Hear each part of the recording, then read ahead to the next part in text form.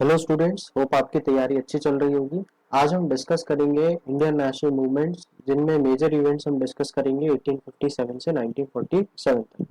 ये आपके जो सीयूईटी के एग्जाम है, आरपीएफ एसआई कांस्टेबल के एग्जाम है, एसएससी सीजीएल सीएचएसएल, हर कंपटीशन एग्जाम्स के लिए इंपॉर्टेंट टॉपिक्स हैं। तो हम सबसे पहले डिस्कस करते हैं 1857 के रिवॉल्ट के बारे में, जिसको हम सिपाही म्यूटिनी के नाम से भी जानते हैं। और ये जो म्यूटिनी हुई थी, इसको हम फर्स्ट वॉर ऑफ इंडिपेंडेंस के नाम से भी जानते हैं, या फर्स्ट फ्रीडम मूवमेंट के नाम से भी। और ये हुआ कब था? ये हुआ था 10 मई 1857 में। और जो लोकेशंस थी वो अलग अलग लोकेशन से इनका एक तरीके से स्टार्टिंग हुई थी, जैसे मेरठ, दिल्ली, आगरा, कानपुर और लखनऊ। अब कॉज क्या था? जब इतना बड़ा रिवॉल्ट हुआ तो उसके पीछे कोई ना कोई रीजन तो जरूर होगा। तो सबसे पहला जो रीजन था वो था एनफील्ड राइफल्स, मतलब जो सिपाही थे उनके राइफल्स दी गई।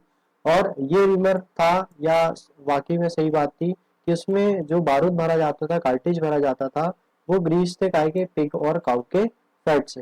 जो कि मेजर जो सोल्जर्स होते थे ब्रिटिश इंडियन आर्मी में, वो जनरली इंडियंस होते थे। और जब इंडियंस इन चीजों के बारे में सुनते हैं तो वो उनकी एक जो धार्मिक भावना है वो आहत होती है। कहीं ना कहीं एक प्रोटेस्ट का मेजर रीजन ये एनफील्ड राइफल्स थी। इसके अलावा ब्रिटिशर्स की लैंड रेवेन्यू पॉलिसीज जैसा आपने पढ़ा ही होगा, है ना, कि एक परमानेंट सेटलमेंट सिस्टम आता है ना, जिसमें और इसके अलावा जमींदारी सिस्टम, रैयतवारी सिस्टम। तो कहीं ना कहीं ये एक एक्सप्लॉइटेशन का काम किया जो इंडियन एग्रीकल्चरलिस्ट थे, या जो किसान थे भारत में। इसके अलावा इनएफिशिएंट और effective administration of British east India company. तो क्या हुआ, 1857 से पहले British east India company Bharat में आई, और इस मोटिव से आई थी कि वो ट्रेड व्यापार करेगी भारत के साथ। मगर धीरे धीरे व्यापार जो उनका मेन मोटिव था उससे अलग होते हुए उनने अपना एडमिनिस्ट्रेशन भारत में स्टार्ट कर दी। और जब ये भारत में एडमिनिस्ट्रेशन स्टार्ट हुआ तो इसका कोई एक प्रॉपर स्ट्रक्चर नहीं था, जिसके कारण जो उसका एडमिनिस्ट्रेशन था वो इनएफिशिएंट और इनफेक्टिव था, जो एक बहुत बड़ा रीजन था रिवॉल्ट का उठने का। इसके अलावा डॉक्ट्रिन ऑफ लैब्स जो कि पॉलिसीज थी, है ना, डॉक्ट्रिन ऑफ लैब्स जो कि लॉर्ड डेलहाउसी ने स्टार्ट करी थी। अभी डॉक्ट्रिन ऑफ लैब्स था क्या? तो डॉक्ट्रिन ऑफ लैब्स में होता क्या था कि कोई भी यदि रूलर है और उसका कोई लीगल हायर नहीं होता था, तो जो ब्रिटिश गवर्नमेंट थी, या ब्रिटिश एक तरीके से आप कह सकते हो ईस्ट इंडिया कंपनी थी, वो उस पर्टिकुलर जो रूल होता था या जो टेरिटरी होती थी, उस टेरिटरी को डॉक्ट्रिन ऑफ लैब्स के अंदर खुद के कब्जे में ले लेती थी, जिसका प्रोटेस्ट रानी लक्ष्मीबाई ने भी करा। और रानी लक्ष्मीबाई ने भी 1857 के रिवॉल्ट में पार्टिसिपेशन किया। इसके अलावा एक और मेजर रीजन था, वो था डॉक्ट्रिन ऑफ लैब्स के साथ साथ सब्सिडरी अलायंस, है ना। तो सब्सिडरी अलायंस क्या था? तो यदि आप सब्सिडरी अलायंस की बात करें तो सब्सिडरी अलायंस लॉर्ड वेल्लेसली ने स्टार्ट करा था।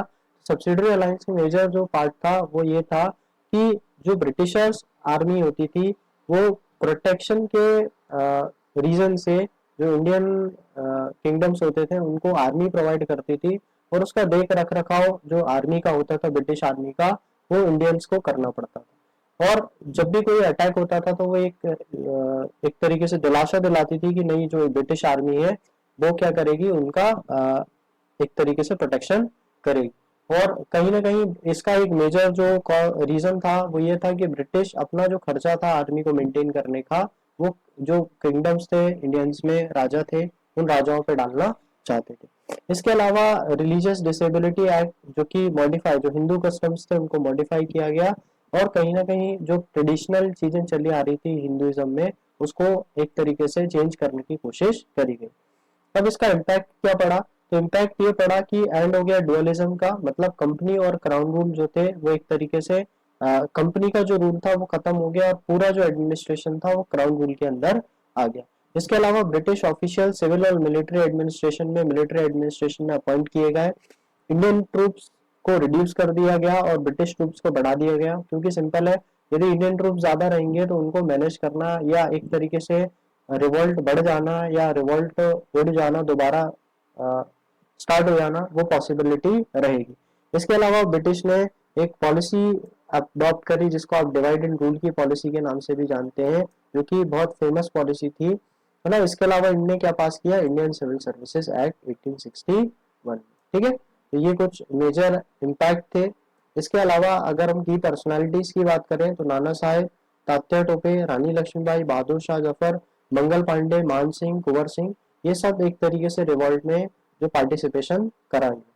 इसके अलावा आउटकम क्या था इसका, तो 1857 का रिवॉल्ट फेल हो गया। क्यों फेल हो गया, क्योंकि पार्टिसिपेशन नहीं था लोकल मासेस का और कोई लीडरशिप नहीं थी। मतलब हम ये इतने सारे जो हमने देखे एक तरीके से फ्रीडम फाइटर, इनने फाइट तो करी मगर ये एक अपने रीजन को रिप्रेजेंट कर रहे थे, तो पूरे भारत को रिप्रेजेंट करने वाला कोई नहीं था, कोई रिवॉल्ट को रिप्रेजेंटेशन करने वाला कोई नहीं था, जो कि एक मेजर रीजन था फेलियर का इस रिवॉल्ट। इसके अलावा many Indian rulers such as जैसे महाराजा ऑफ कश्मीर और कई रूलर्स रहते, होलकर ऑफ इंदौर, सिंधिया ऑफ ग्वालियर, ये रिवॉल्ट में खुल के सामने नहीं आए क्योंकि ब्रिटिशर्स एक तरीके से इनको अच्छा बिजनेस या एक बिजनेस इनका फायदेमंद ब्रिटिशर्स के कारण चल रहा था, इस कारण से इनने कहीं भी पार्टिसिपेशन क्या नहीं किया 1857 के रिवॉल्ट में नहीं किया। अगला जो टॉपिक है हमारा वो है पार्टीशन ऑफ बंगाल। तो बंगाल का विभाजन जिसको हम जानते हैं इस नाम से, ये जो बंगाल का विभाजन हुआ ये हुआ कब, ये हुआ 1905 में।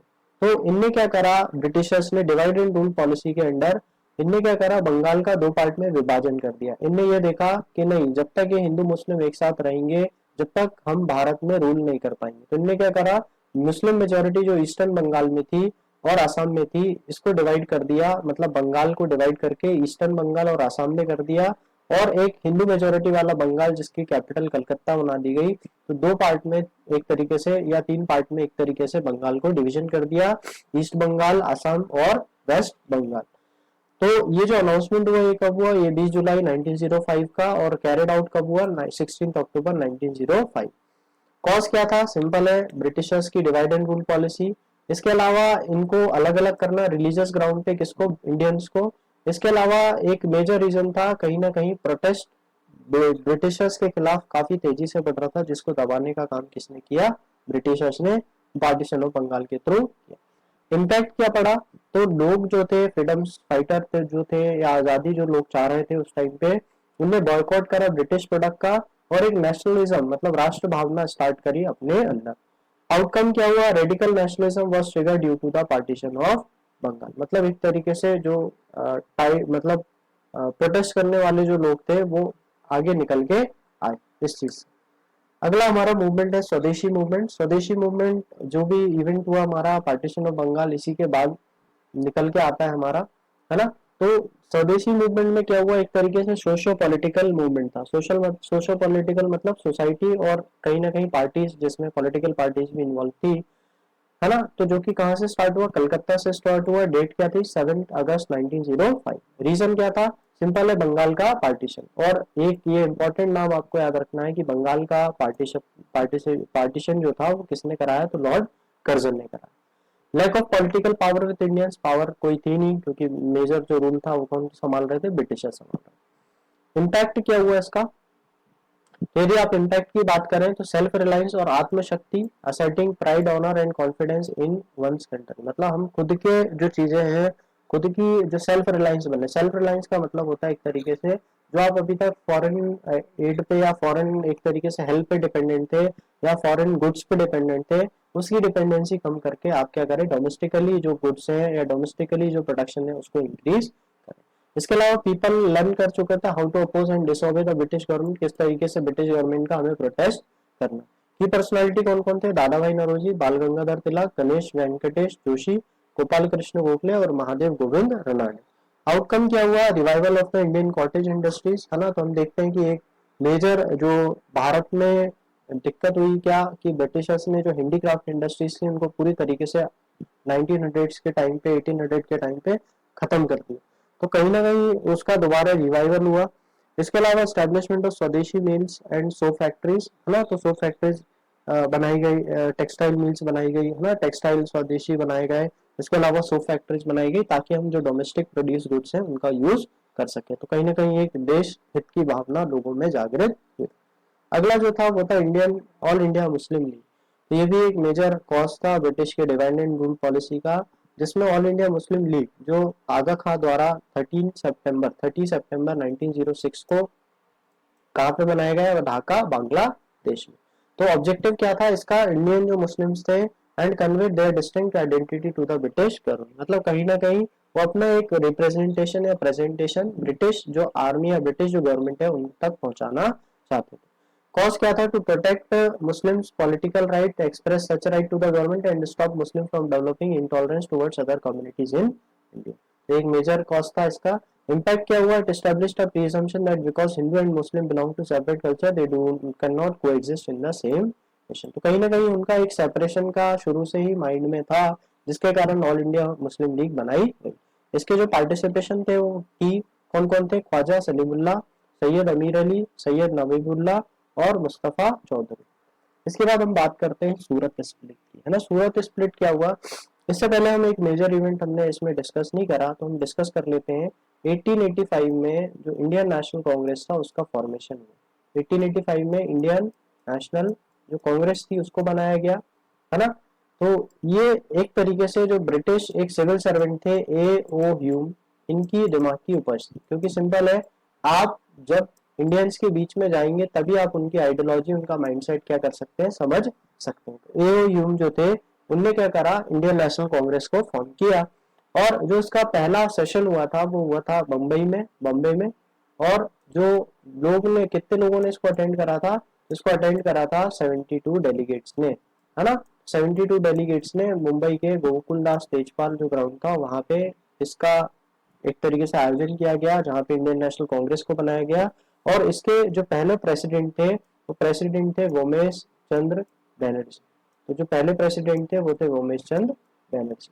तो ये आपको तीन चार चीजें इंडियन नेशनल कांग्रेस के बारे में हमें याद रखनी है जब आप कॉम्पिटेटिव एग्जाम्स की तैयारी कर रहे हैं। डायरेक्ट क्वेश्चंस आपको आ जाते हैं। तो 1885 में इंडियन नेशनल कांग्रेस का फॉर्मेशन हुआ। ए ह्यूम जो एक सिविल सर्वेंट थे, रिटायर्ड ब्रिटिशर्स, उनने इसका फॉर्मेशन किया। बॉम्बे में इसका पहला सेशन हुआ जिसको 72 डेलीगेट्स ने अटेंड किया। और पहले जो प्रेसिडेंट थे वो थे वोमेश चंद्र बैनर्जी। तो क्या हुआ, जब आपने इंडियन नेशनल कांग्रेस ब्रिटिशर्स ने बना दी, तो आने वाले समय में इंडियन नेशनल कांग्रेस क्या करेगी, एक पार्टी, एक रिप्रेजेंटेटिव देगी किसको? जो इंडिया पॉलिटिकल फ्रीडम जो चल रहा है या फ्रीडम नेशनल मूवमेंट चल रहा है उसको। तो कहीं ना कहीं एक आइडियोलॉजी डेवलप होती है जब कोई एक पार्टी होती है तो उनके लोगों के बीच में। तो ये जो आइडियोलॉजी थी ये एक्सट्रीमिस्ट और मॉडरेट की आइडियोलॉजी थी। ये अगर हम पढ़ें, controversies between moderates and extremist. तो मॉडरेट का मतलब होता है नरमपंथी और एक्सट्रीमिस्ट का मतलब होता है गर्मपंथी। मतलब एक तरीके से जो प्यार से चीजें मनवाते हैं, हाथ जोड़ के, नहीं हमें आजादी चाहिए, हमें आजादी दे दो, तो they are called as moderates. और एक्सट्रीमिस्ट मतलब हम मार के आजादी ले लेंगे, हम आपका खून कर देंगे, मर्डर कर देंगे, हम लड़ाई करेंगे, मगर हमें आजादी चाहिए। कहीं ना कहीं जब ये दो सोच डेवलप हुई एक ही पार्टी के अंदर, तो वो पार्टी में जो इस सोच को रखने वाले जो ग्रुप थे उनका डिवीजन हुआ, जिसको हमने सूरत स्प्लिट के नाम से जाना। तो सूरत स्प्लिट एक सिग्निफिकेंट इवेंट था इंडियन हिस्ट्री का, इंडियन नेशनल कांग्रेस का 1907 में, है ना। 22nd सेशन जो कि कहाँ हुआ था? गुजरात, सूरत। तो कंट्रोवर्सी किस किस के बीच में हुई? मॉडरेट और एक्सट्रीमिस्ट के बीच में। और इसका इम्पैक्ट क्या हुआ? इसका इम्पैक्ट हुआ 1909 का मॉर्ले मिंटो रिफॉर्म। की पर्सनालिटीज में मॉडरेट और कौन थे? एक्सट्रीमिस्ट थे। आउटकम क्या हुआ? Surat split gave the Indian National Congress is boost because it gave the British administration a chance to distinguish between moderate and. तो अपने आप ही क्या हुआ, एक तरीके से लड़ाई हो गई, दल एक तरीके से अलग अलग हो गए। कहीं ना कहीं ब्रिटिशर्स को एक बेनिफिट उस चीज से मिला। अगला जो था वो था मॉर्ले मिंटो रिफॉर्म से इंडियन काउंसिल एक्ट 1909। तो मॉर्ले मिंटो मतलब ये क्या होता है, जब उस टाइम पे ब्रिटिशर्स के जो वाइसराय होते थे, जैसे हम यहाँ पे पढ़े, हाँ, जॉन मॉर्ले जो थे वो सेक्रेटरी थे और वाइसराय जो थे वो कौन थे? मिंटो थे। तो इन्हीं के नाम पे क्या हुआ, तो ये रिफॉर्म्स बना दिए गए। रिफॉर्म्स का मतलब एक तरीके से सुधार। तो क्या सुधार डाला गया? Was a significant in constitutional reform. It introduce limited elected representation for Indian in legislative council of the British India government. तो जो लेजिस्लेटिव काउंसिल थी, मतलब विधान परिषद जो थी, है ना, ब्रिटिश इंडियन गवर्नमेंट की, उसमें इंडिया का रिप्रेजेंटेशन क्या कर दिया गया? लिमिटेड कर दिया। ऑब्जेक्टिव क्या था? To increase Indian participation in central and provincial administration. और जो की पर्सनालिटी थी जॉन मॉर्ले जो कि सेक्रेटरी थे, और वाइसराय जो थे लॉर्ड मिंटो। आउटकम क्या हुआ? Introduction of the system of communal representation, है ना। अब इनमें क्या किया? सेपरेट इलेक्टोरेट इंट्रोड्यूस कर दी। सेपरेट इलेक्टोरेट मतलब कि जो मुस्लिम्स होंगे उनका अलग इलेक्शन, मतलब उनकी अलग सीट्स होंगी, उनको अलग से रिप्रेजेंटेशन दिया जाएगा। तो कहीं ना कहीं divide and rule policy Britishers की सक्सेसफुल हुई मॉर्ले मिंटो रिफॉर्म्स के बाद। अगला है गदर पार्टी का फॉर्मेशन। गदर पार्टी जो कि एक पार्टी बनाई गई जो कि पॉलिटिकल और रिवोल्यूशनरी मूवमेंट चलाया गया 1913 में, सैन फ्रांसिस्को, नॉर्थ अमेरिका। ठीक है। अब ये पार्टी जो फॉर्म हुई है, इनने ब्रिटिश कॉलोनी को बाहर, भारत से बाहर भगाने के लिए, कोशिश करने के लिए ये पार्टी बनाई गई। डेट जो थी इसकी 15 जुलाई 1913 थी। इनका जो एक मेन ऑब्जेक्टिव था वो था फ्री इंडिया करना, इंडिया को फ्री करना, है ना। और इनका एक न्यूज़पेपर था जिसको हम गदर के नाम से जानते हैं। तो जिसमें वो अपनी एक आइडियोलॉजी या एक तरीके से अपनी जो सोच है, जिसके द्वारा वो क्या करना चाहते हैं, जिसके द्वारा वो लोगों पे, या लोगों की जो एक सोच है, या जो एक लोगों का ग्रुप है, उन लोगों को इकट्ठा करके ब्रिटिशर्स के अगेंस्ट क्या करना चाहते थे, फाइट करना चाहते थे। की पर्सनैलिटीज के लाला हरदयाल, पंडित काशी राम मरलोली, मोहम्मद बरकतुल्ला, भगवान सिंह, तारकनाथ दास, भाई परमानंद, हरनाम सिंह और कुंदीलाल, है ना। ये कुछ इनके मेजर कौन थे, पर्सनालिटीज थी जो कि इन गदर मूवमेंट से रिलेटेड। अगला जो इवेंट है वो है कोमागाटा मारू इंसिडेंट। तो ये इंपॉर्टेंट इवेंट है। कोमागाटा मारू क्या था, एक कोमागाटा मारू जो था वो एक शिप का नाम था जो कि जापानी शिप था। और इन अप्रैल 1914 में, है ना, जो ब्रिटिश इंडियंस थे, है ना, south to emigrate to Canada on the जापानी ship Komagata Maru. Most of them were turned away and compelled to return to Calcutta. उनको भगा दिया गया, है ना। तो इसमें क्या हुआ, डेट क्या हुई, 4 अप्रैल 1914 में। लोकेशन कहाँ थी, कलकत्ता। और लगभग 2 month stand off in the water just outside Vancouver. The ship was eventually towed back out of the sea of Canadian navy.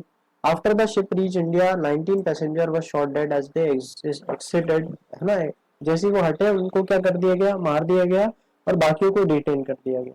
The incident angered the populace and served as a venue for attack against British citizen। तो कहीं ना कहीं ये जो event था, ये एक बहुत बड़ा इवेंट था जहाँ पे 19 जो फ्रीडम एक तरीके से इंडियंस थे, उनका उनको मार दिया गया, और जो बाकी थे उनको डिटेन कर दिया गया, जिसने एक आग का काम किया गया, है ना, इंडियन फ्रीडम मूवमेंट। तो ये कब हुआ था, 1914। अगला है हमारा home rule movement. Home rule movement भी पॉलिटिकल और सोशल मूवमेंट था जो कि इमर्ज हुआ in India during early 20th century. इसका एम क्या था, सेल्फ रूल, है ना। होम रूल में तो सेल्फ रूल या सेल्फ गवर्नेंस। 1916 से 18 से लगभग इतने आसपास ये मूवमेंट चलता रहा। एनी बेसेंट और बाल गंगाधर तिलक ये मेजर फाउंडर्स थे इसके। लोकेशन इसकी जो थी वो क्या थी, मद्रास। और इसमें क्या था, कॉन्फिडेंस बिल्ड करना इंडिया की वो अगेंस्ट स्पीक, मतलब एक तरीके से बोल सके गवर्नमेंट जो सप्रेशन कर रही है ब्रिटिश गवर्नमेंट, उसके खिलाफ। आउटकम क्या हुआ, तो होम रूल लीग से क्या हुआ, जो हमने देखा सूरत स्प्लिट हुई थी 1907 में, मॉडरेट और एक्सट्रीमिस्ट अलग हुए थे, वो दोनों एक साथ आ गए। और पहली महिला प्रेसिडेंट इंडियन नेशनल कांग्रेस की जो बनी, एनी बेसेंट बनी। कौन से सेशन में, कलकत्ता सेशन में, है ना, कलकत्ता सेशन में बनी है, ठीक है। एनी बेसेंट बनी कहाँ बनी, कलकत्ता सेशन में बनी 1917। तो ये हमें इंपॉर्टेंट है, याद रखना। तो फर्स्ट फीमेल प्रेसिडेंट अगर आपसे पूछे इंडियन नेशनल कांग्रेस की, तो एनी बेसेंट, कलकत्ता सेशन 1917। और यदि आपसे पूछे unification of moderate and extremist, तो 1916। अगला है चंपारण सत्याग्रह। चंपारण सत्याग्रह अक्सर हम गांधी जी से रिलेट करते हैं, तो लेड बाय गांधी जी था। चंपारण इज अ डिस्ट्रिक्ट कहाँ पर है, बिहार में है। और 1917 में ये सिविल डिसोबीडियंस, सिविल डिसोबीडियंस मतलब सविनय अवज्ञा आंदोलन, इसको हिंदी में हम जानते हैं। एक तरीके से फर्स्ट सत्याग्रह था जो कि महात्मा गांधी ने लीड किया। अंडर ब्रिटिश रूल फार्मर क्या थे, उनको जबरदस्ती क्या कराया जाता था, नील की खेती कराई जाती थी, इंडिगो की खेती कराई जाती। और नील की प्रॉपर्टी क्या है, नील की दिक्कत यह है कि अगर आप नील की खेती करते हैं तो आपके जो जमीन की उपज है वो उपज क्या होगी, आने वाले समय में उतनी उसकी प्रोडक्टिविटी नहीं बनती। एक तरीके से आपका जो लैंड है वो बैरन टाइप का हो जाता है। तो उसका प्रोटेस्ट करने के लिए जो वहां के फार्मर्स थे उन्होंने गांधी जी को बुलाया था। की पर्सनैलिटी महात्मा गांधी। आउटकम क्या हुआ, चंपारण एग्रेरियन एक्ट 1918, है ना, साइन किया गया गवर्नर जनरल ऑफ इंडिया के द्वारा। अगला जो है खेड़ा सत्याग्रह। खेड़ा सत्याग्रह से हम अक्सर जो हमारे वल्लभ भाई पटेल है, सरदार वल्लभ भाई पटेल, उनको रिलेट करते हैं। तो खेड़ा सत्याग्रह जो था वो non violent civil disobedience movement था जो कि महात्मा गांधी द्वारा लेड किया गया। और गुजरात इंडिया 1918 में इसको बनाया गया, है ना, इसको चलाया गया, चालू हुआ ये मूवमेंट, है ना। इसमें जो एक मेजर महात्मा गांधी के साथ साथ जो थे वो थे सरदार वल्लभ भाई पटेल। और सरदार वल्लभ भाई पटेल के साथ एक चीज और हुई थी इस इवेंट में, कि जब ये सत्याग्रह चल रहा था तो वहां की जो महिला थी, उन महिलाओं ने वल्लभ भाई पटेल को सरदार की उपाधि दी थी। मतलब सरदार जो नाम सरदार वल्लभ भाई पटेल के आगे लगा, वो खेड़ा जो मूवमेंट था, खेड़ा जो सत्याग्रह था, उसमें जो फीमेल्स थी वहां की, उनने उनको ये उपाधि दी थी। तो farmer protest against the collection of tax in the wake of famine. क्या हुआ, भुखमरी हुई या फेमाइन हुआ, उसके बाद भी टैक्स कलेक्ट किया जा रहा था, तो जो फार्मर्स थे उन्होंने प्रोटेस्ट किया, और इस प्रोटेस्ट का पार्टिसिपेशन किसने किया, महात्मा गांधी और सरदार वल्लभ भाई पटेल। ब्रिटिश ने क्या किया, टैक्स सस्पेंड कर दिया 2 साल के लिए, है ना, इस साल और अगले साल के। अगला है रॉलट एक्ट। रॉलट एक्ट जो था, the Imperial Legislative Council pass Rowlatt Act, है ना, जो ब्रिटिश काउंसिल थी उसने क्या किया, रोलैक्ट एक्ट पास किया। और रोलैक्ट एक्ट क्या था, एक तरीके से कि कोई भी पर्सन, है ना, यदि सस्पेक्टेड लगता है, उस सस्पेक्टेड पर्सन को क्या किया जाता है, जेल में डाल दिया जाता है, ट्रायल, बिना ट्रायल के उसको क्या किया जाता है, अरेस्ट या डिटेन किया जाता है। ये पास हुआ कब, 1919 में। इसको हम किस नाम से, अनार्चिकल और रिवोल्यूशनरी क्राइम एक्ट के नाम से भी जानते हैं। और जो फाउंडर था वो कौन था, रॉलेट कमेटी या सर सिडनी रॉलेट जो थे, ये इसके फाउंडर थे रॉलेट एक्ट के। और इसी के प्रोटेस्ट के कारण जो जलियांवाला बाग कांड हुआ था, है ना, 1919 में, है ना, और ये हुआ, और 1922 में इस एक्ट को वापस ले लिया गया। तो रॉलेट एक्ट क्या था, 1990 का, 1919 का, कि इसमें कोई भी यदि फ्रीडम फाइटर या रेवोल्यूशनरी ब्रिटिशर्स को सस्पेक्टेड लगता है, तो बिना उसका ट्रायल लिए ब्रिटिश गवर्नमेंट उसको अरेस्ट कर सकती है, डिटेन कर सकती है, और उसको उसके लिए कोई रीजन देना नहीं पड़ेगा। तो कहीं ना कहीं इसका बहुत बड़ा प्रोटेस्ट हुआ। जब प्रोटेस्ट हुआ कब, जब जो 2 लोग थे, एक सैफुद्दीन किचलू और डॉक्टर सत्यपाल, इन दोनों को ब्रिटिश गवर्नमेंट ने अरेस्ट कर लिया। तो एक पीसफुल प्रोटेस्ट के लिए लोग क्या हुए, जलियांवाला बाग जो कि अमृतसर में है, वहां पे इकट्ठे हुए और पीसफुली उस चीज का प्रोटेस्ट कर रहे थे, रॉलेट एक्ट का प्रोटेस्ट कर रहे थे, और जो अरेस्ट हुए थे उन दोनों का प्रोटेस्ट कर रहे थे। मगर जो जनरल ओ डायर थे, है ना, जनरल रेगनाल्ड डायर जो थे, आर डायर, इनने क्या करा, इनने अटैक करा दिया, इनने शॉट या जो बंदूक थी वो चलवा दी अप्रैल 13 1919 को, है ना, शॉट फायर करा दिया, जिसके कारण कहीं ना कहीं एक भगदड़ मच गई, और कई हजारों लाखों लोग क्या हुए, उस जो ग्राउंड में थे, उस ग्राउंड में क्या हो गए, शांत हो गए या खत्म हो गए।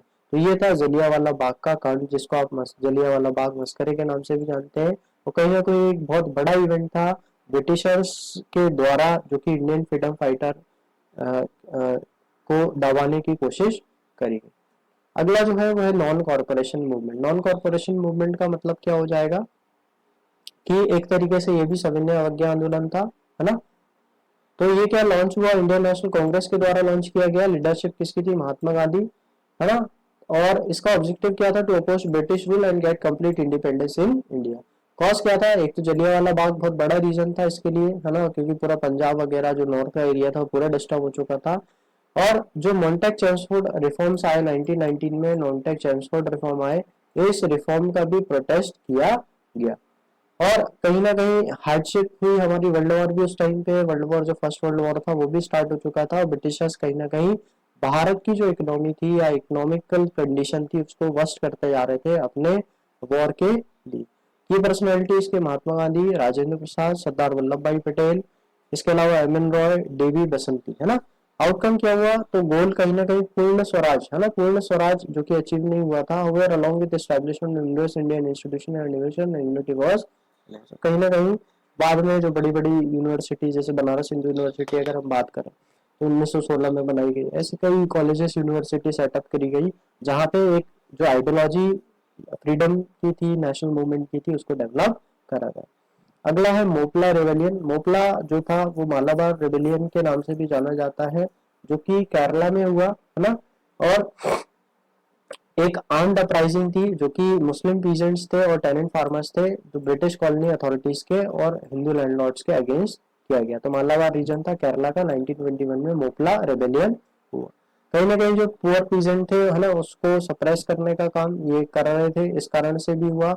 Uprising was to counter campaign against fanaticism, है ना, of Muslim in other regions of the nation. Malabar क्या है, revolt also inspired educated Muslim group to join fighting to save their community. तो कहीं ना कहीं एक तरीके से जो कम्युनिटी बेस रिवॉल्ट थे ये भी स्टार्ट हो चुके थे, और मोपला रेबेलियन एक उसका मेजर रिवॉल्ट था। ठीक है, तो post rebellion Muslim reforms movement in Malabar received it's impetus from the Moplah rebellion.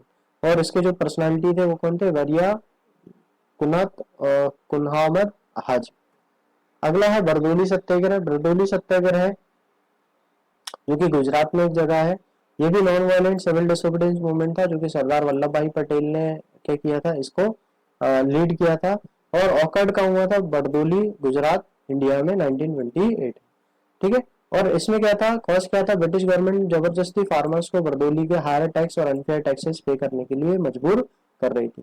इसका जो आउटकम क्या था, वो land seize from the peasants was given back to the revenue decrease by 6.03%। तो जो प्रोटेस्ट हुआ तो इसके कारण क्या हुआ, जो लैंड ब्रिटिशर्स ने कब्जा कर ली थी फार्मर से, वो वापस लौटा दी और कहीं ना कहीं उनका जो रेवेन्यू था वो 6.03% से डाउन हो गया। अगला हमारा साइमन कमीशन। साइमन कमीशन क्या हुआ, आपने सुना भी होगा, go back Simon, go back Simon, है ना। तो साइमन कमीशन आया, ब्रिटिश पार्लियामेंट्री एक कमीशन थी, इसको 1927 में इंडिया भेजा गया ताकि वो रिव्यू और रिकमेंड कर सके इंडियन कॉन्स्टिट्यूशनल सिस्टम। तो सर जॉन साइमन जो थे वो उनने हेड करी थी इस कमीशन को।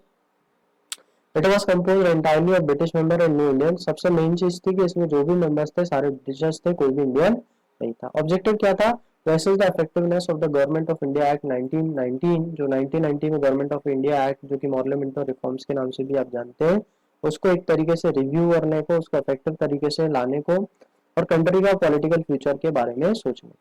इम्पैक्ट क्या हुआ, young people from new generation started participating in politics, they took part in the demonstration of the most vigorous fashion। की पर्सनालिटी कौन कौन थे, जॉन साइमन और क्लीमेन।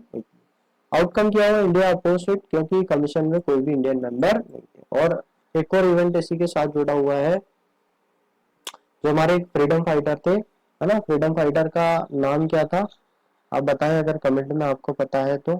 प्रोमिनेंट लीडर थे उस टाइम पे, है ना, जो कि 17 नवंबर 1928 को इसका प्रोटेस्ट करने के लिए इकट्ठे हुए थे। और लाला लाजपत राय, उनके सर पे लाठी रखने से क्या हुआ, उनकी डेथ हो गई। तो 1928 17 नवंबर में साइमन कमीशन की प्रोटेस्ट करने में एक बड़े लीडर को भारत ने खो दिया, जिसको हम लाला लाजपत राय के नाम से जानते हैं। अगला जो मूवमेंट है वो है civil disobedience movement. Civil disobedience movement क्या था, ये भी एक नॉन वायलेंट कैंपेन था, है ना, और नॉन कॉर्पोरेशन।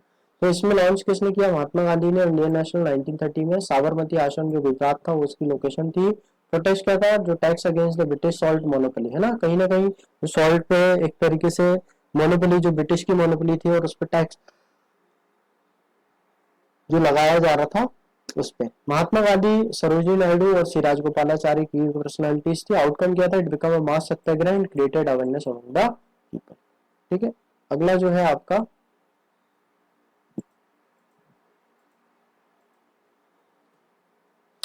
वह है गांधी इरविन पैक्ट। तो इसको हम दिल्ली पैक्ट के नाम से भी जानते हैं, जो कि गांधी और लॉर्ड इरविन जो थे उनके बीच में था। गांधी ने इंडियन नेशनल कांग्रेस को रिप्रेजेंट किया था और लॉर्ड इरविन जो कि वाइसराय थे उस टाइम पे।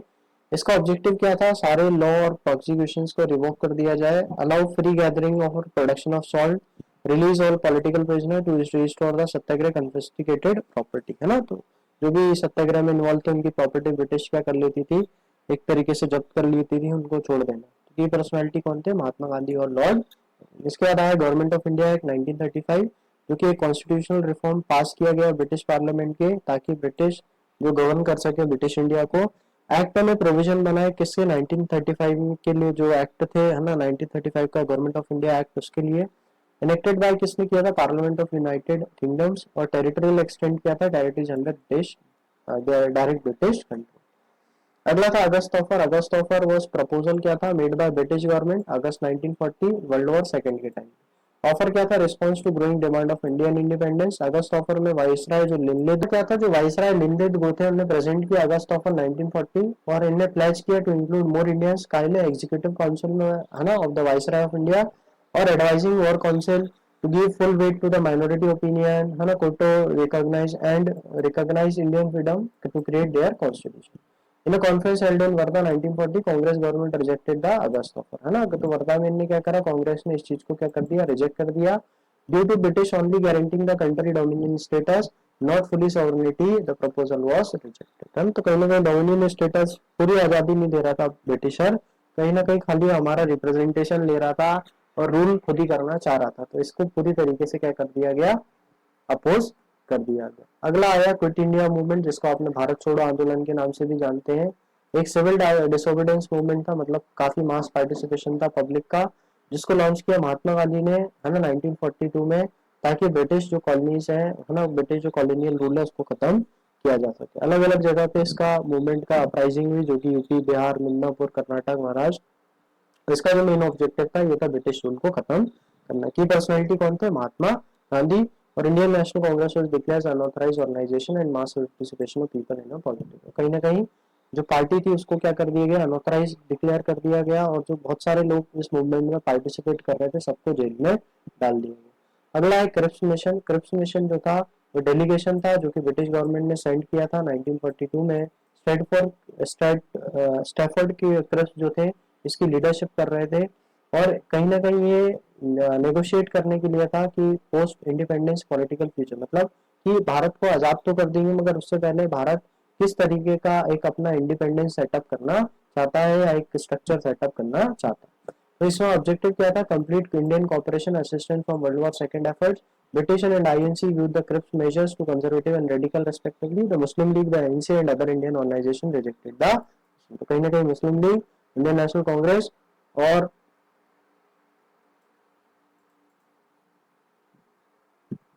ऑर्गेनाइजेशन थे, इन्हें रिजेक्ट कर दिया इसको। अगला है वेवल प्लान। वेवल प्लान और शिमला कॉन्फ्रेंस जिसको आप जानते हैं। तो Wavell plan two related events है ना, दोनों एक साथ ही चले। तो वेवल प्लान क्या था? लॉर्ड जो वेवल थे, है ना, वेवल प्लान इंट्रोड्यूस किया गया। Deadlock in India and Shimla conference क्या था? मीटिंग हेल्ड करी गई डिस्कस वेवल प्लान को। तो लॉर्ड वेवल जो थे वाइसराय थे, है ना, तो ये करी हो गई एक तरीके से नेगोशिएट करने के लिए कि सॉल्यूशन क्या हो सकता है इंडियन इंडिपेंडेंस का। कहीं ना कहीं डिसएग्रीमेंट था, है ना। Muslim participation cost the failure of Wavell plan in the Shimla conference. तो over the question of Muslim. अगला है कैबिनेट मिशन प्लान। तो कैबिनेट मिशन प्लान क्या था? Was a proposal made by the British delegation in 1946। तो उन्होंने भेजी किसको? एक कैबिनेट मिशन भेजा जिसमें Lord Patrick Lawrence, Stratford Cripps और एवी अलेक्जेंडर ये मेन मेजर मेंबर थे। ये आपको डायरेक्टली पूछ लेता हूँ, is not a member of cabinet mission plan. इसका एम क्या था? टू रिजॉल्व द डेडलॉक, मतलब एक जो कहीं ना कहीं इंडियन नेशनल कांग्रेस और मुस्लिम लीग के बीच में इंडिया इंडिपेंडेंस को लेके, आजादी को लेके एक डेडलॉक या एक जो सोच है उसको क्लियर करना। इसके फाउंडर थे क्लीमन एटली, तब जो प्राइम मिनिस्टर थे कहाँ के? United kingdom. इसका ऑब्जेक्टिव क्या था? To ascertain how Indian can peacefully assume independence. और इसकी जो की पर्सनालिटी थी स्टैफोर्ड क्रिप्स, है ना, जो कि स्टैफोर्ड क्रिप्स जो कि प्रेसिडेंट थे बोर्ड ऑफ ट्रेड के, पैट्रिक लॉरेंस जो कि सेक्रेटरी थे, और एवी अलेक्जेंडर जो कि फर्स्ट लॉर्ड ऑफ एडमायरलिटी थे ब्रिटिश। इसके बाद पार्टीशन हो गया भारत का 1947। तो कहीं ना कहीं क्रिप्स मिशन जो था उसके बाद ही भारत का डिवीजन कर दिया गया और भारत को दो पार्ट में बना दिया गया, इंडिया एंड पाकिस्तान। तो based on religious line objective क्या था? लॉर्ड माउंटबेटन जो थे उन्होंने पार्टीशन डेट फिक्स कर दी 1947 को, और एक दिन पहले 14 अगस्त 1947 को पाकिस्तान बना दिया गया। आउटकम क्या था? British India was divided into two independent dominion, India and Pakistan. तो होप आपको ये वीडियो अच्छा लगा होगा। ये बहुत ही शॉर्ट तरीके से हमने इसको समझाने की कोशिश करी, सारे इंपॉर्टेंट जो इवेंट्स थे, मूवमेंट्स थे, ताकि आप अपने एग्जाम में अच्छे स्कोर कर पाए नंबर। इसी के साथ साथ हम आपके लिए एमसीक्यूज के क्वेश्चंस भी लेके आएंगे, इंडियन हिस्ट्री के, ज्योग्राफी के, पॉलिटी के। तो यदि आप चैनल से नए हैं तो चैनल को सब्सक्राइब करें और हमसे जुड़े रहें ऐसी ही और इन्फॉर्मेशन के लिए। Thank you.